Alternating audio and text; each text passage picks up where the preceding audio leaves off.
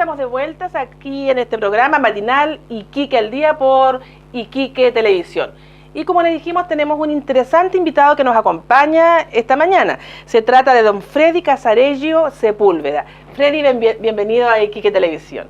Muchas gracias, buenos días. Y veo que Freddy, como siempre, viene flanqueado por su familia. Está su padre, Alfredo, allá tras las cámaras, y también su suegro, un buen amigo, don Freddy Alonso.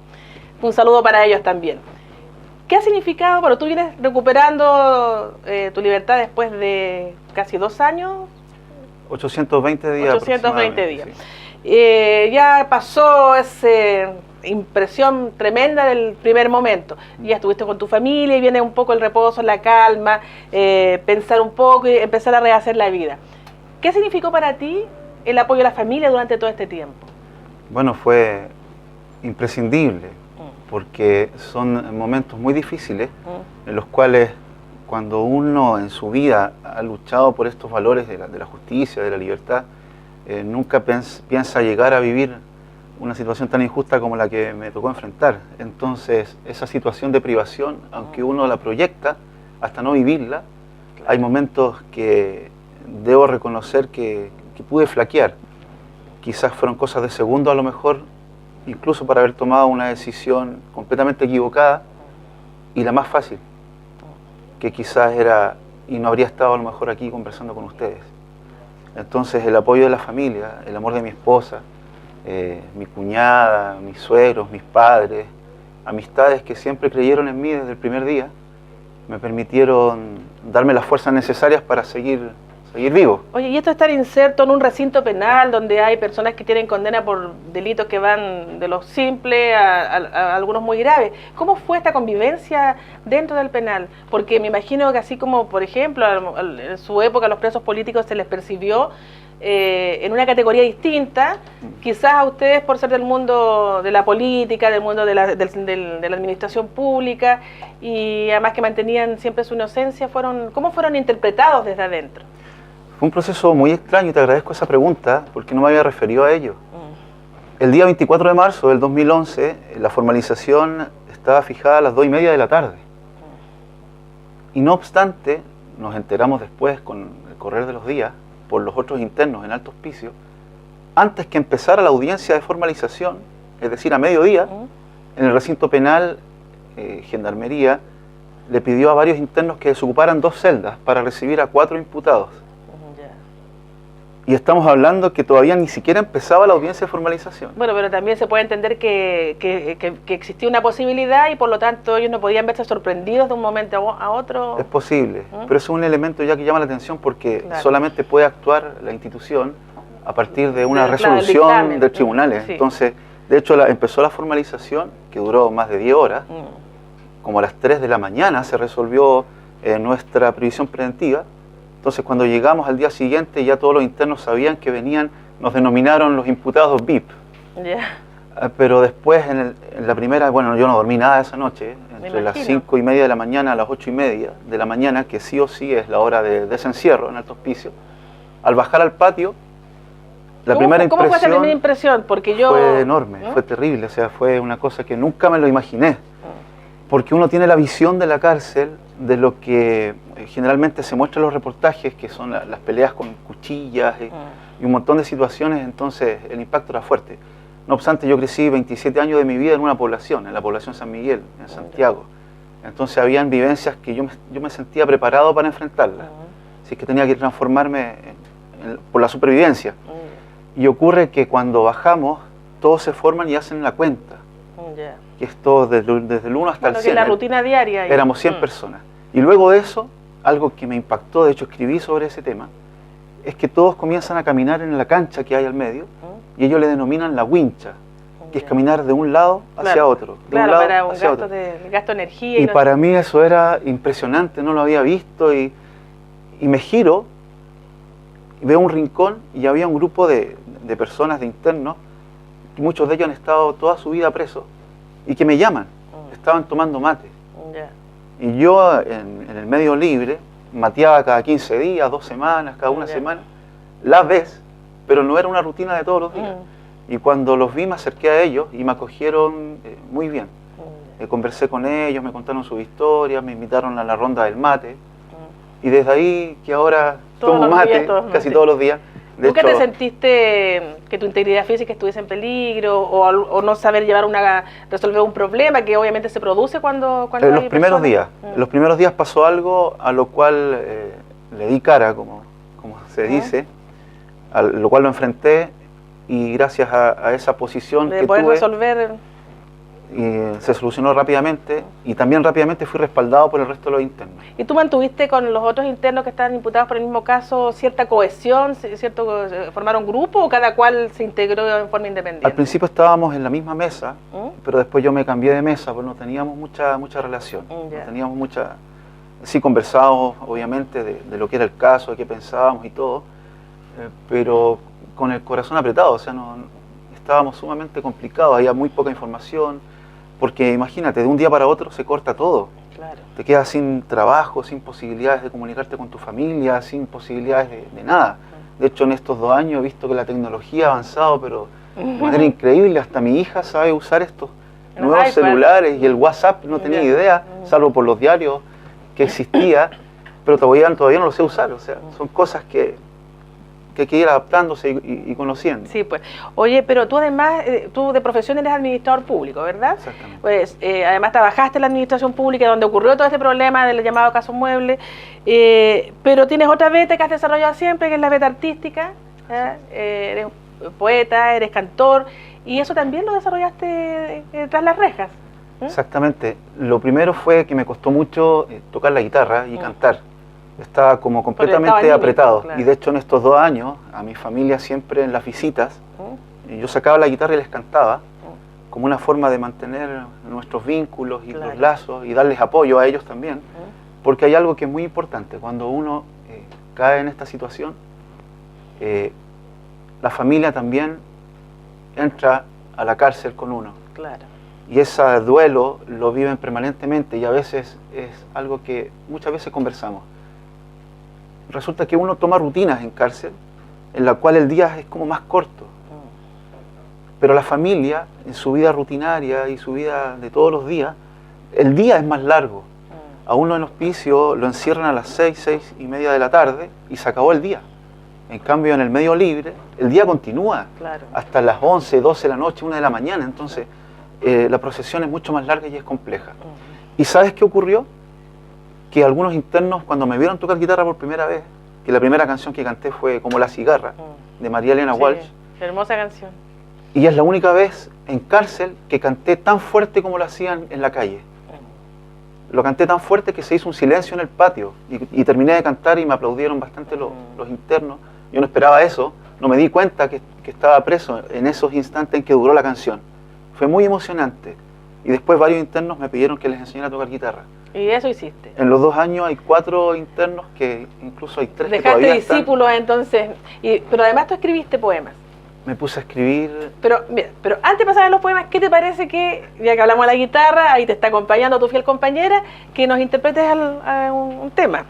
Muy bien. Ya, pues ahí te invitamos entonces a tomar la guitarra, y hay un tema que tú compusiste varios temas en la cárcel, algunos. Sí, son como más de 15 canciones. Algunos de ellos empezaron como poemas y terminaron y luego se fueron transformando en canciones. Incluso hay algunos de ellos que los tengo allí como para un nuevo libro, que ya hablaremos de eso seguramente. ¿Y ahora qué nos va a cantar? Esta canción se llama No podrán matar los sueños. No podrán matar los sueños, entonces con don Freddy Casarillo vamos a escuchar. Adelante.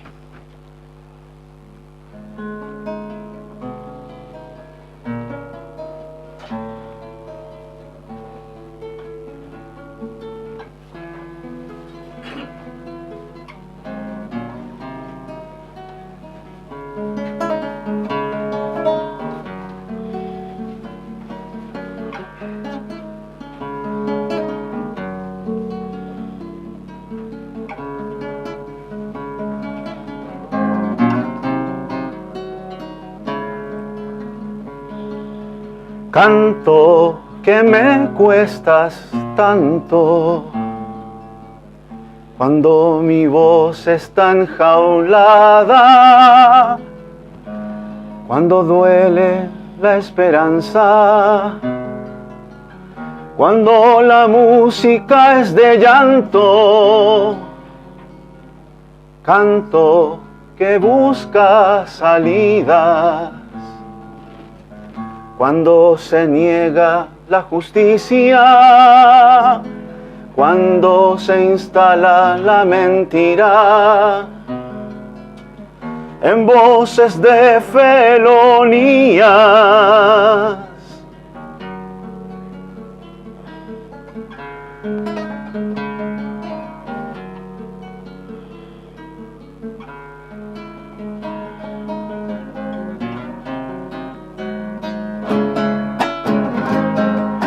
Canto, tú vences la agonía ante este tiempo de jaurías. Canto que brotas en poesía, que recobras la vida.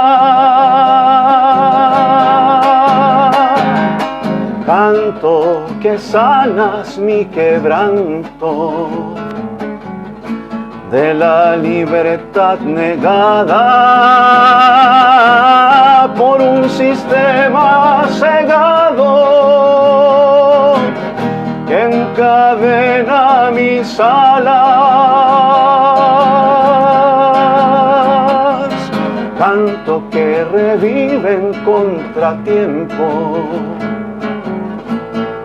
para nacer de nuevo en esta cárcel de fierro y cemento que no podrá matar los sueños, que no podrá matar los sueños, mis sueños.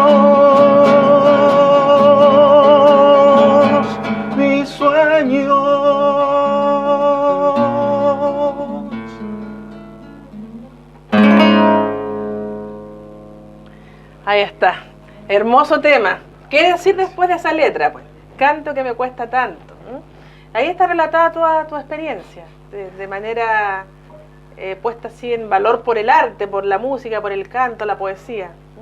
Sabes que esta fue la primera poesía que escribí cuando me di cuenta que la escritura y la música iban a ser pilares fundamentales para poder mantener esa lucha, que alimentan la consecuencia, así como la alimentó mi familia, especialmente Valeria Alonso y mi hermano Tomás, con el tema de la página Yo tengo las manos limpias.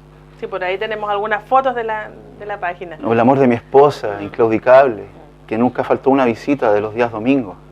O mi padre, que nunca faltó una visita de los días jueves, que está acá presente. Sí, pues. Tu familia en realidad se destacó, quizá hicieron más acciones públicas, pero marcó, digamos, ese eje de la familia presente. Tenemos un libro de poemas también. Esto, sí. ¿Puedes dejar la guitarra? Dice que tú te dedicaste a expresar, a escribir. Sí. ¿Nunca paraste de escribir? No, hasta ahora. Salvo que desde el miércoles que sucedió todo esto, de la salida, tengo la cabeza llena de ideas y de cosas que escribir, pero no había tiempo.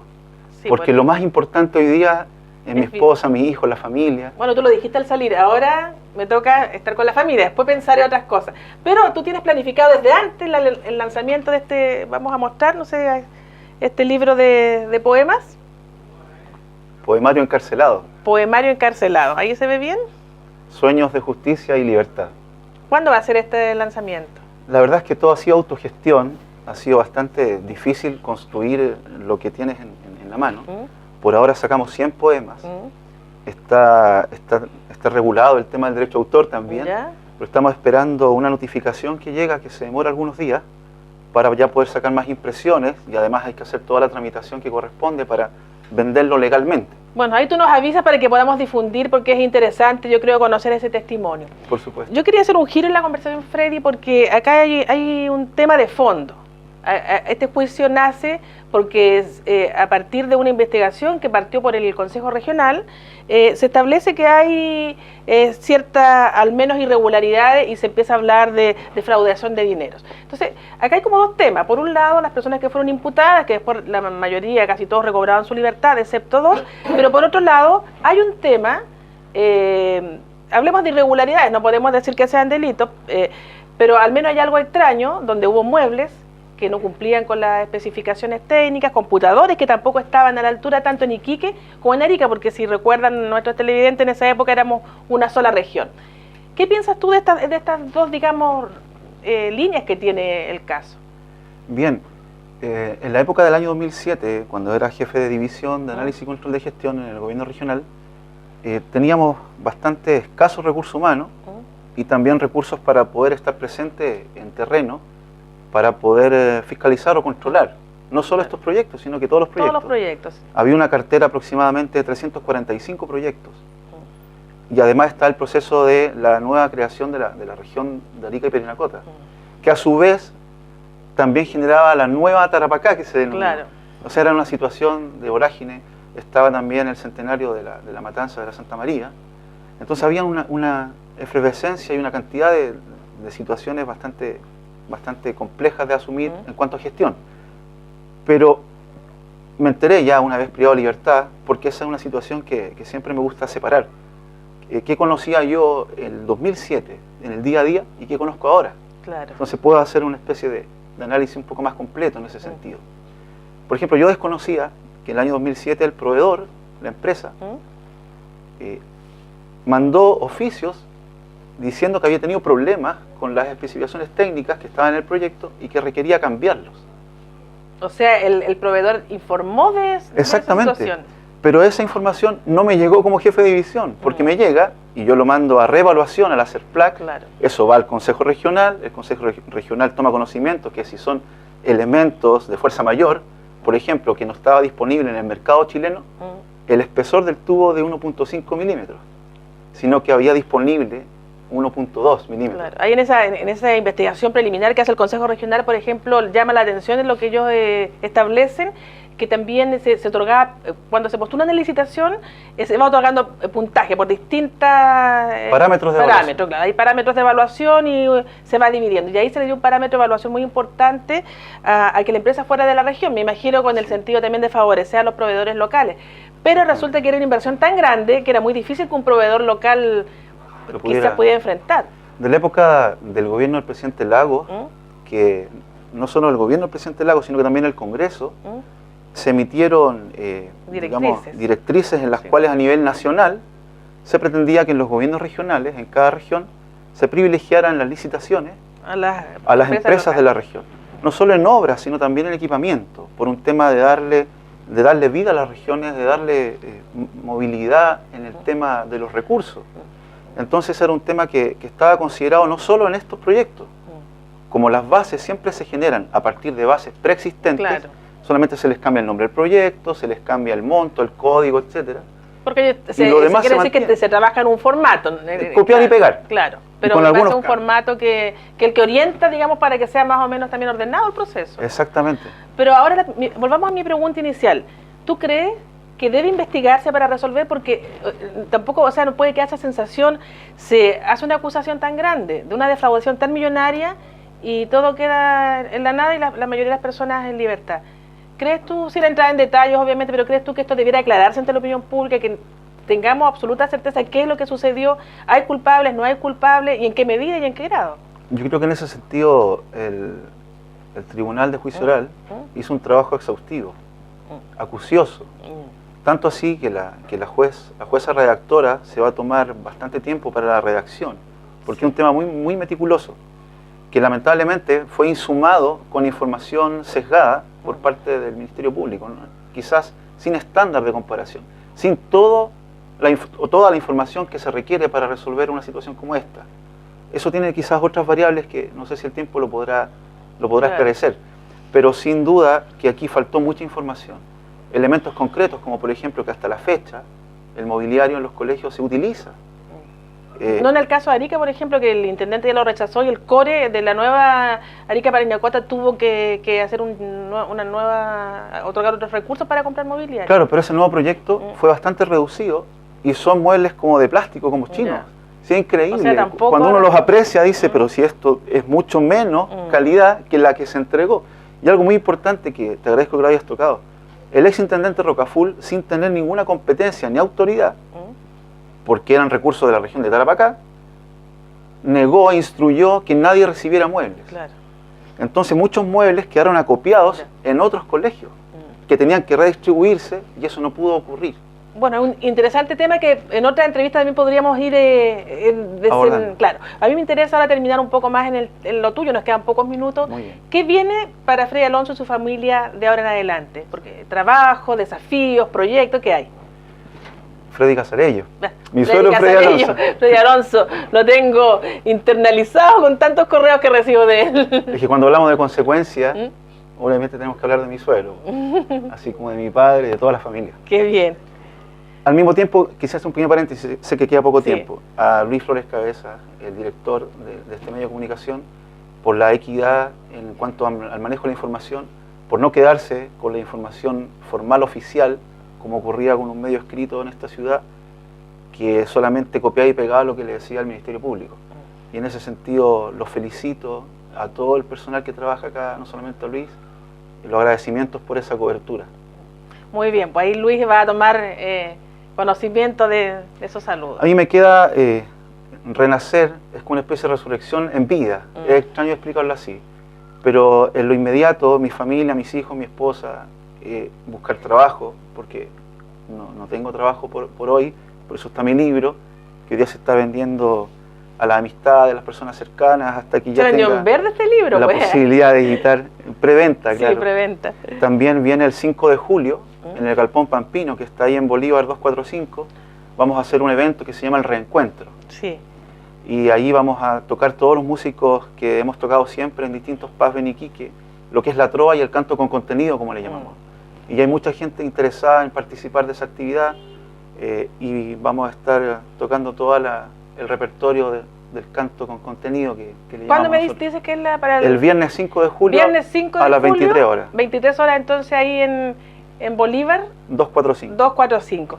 Freddy, agradecemos tu participación en este programa, Iquique al Día, y también ilustrar en primera persona y mirando esta cosa de la televisión, tiene la gracia de que uno puede apreciar el gesto, la imagen, la mirada, que le da una connotación especial a esta comunicación mediática. Muchas gracias, mucha suerte para ti y para tu familia. Y nosotros seguimos acá en Iquique Televisión, hacemos una pausa y de nuevo, de vuelta, otra interesante entrevista. Nos vemos.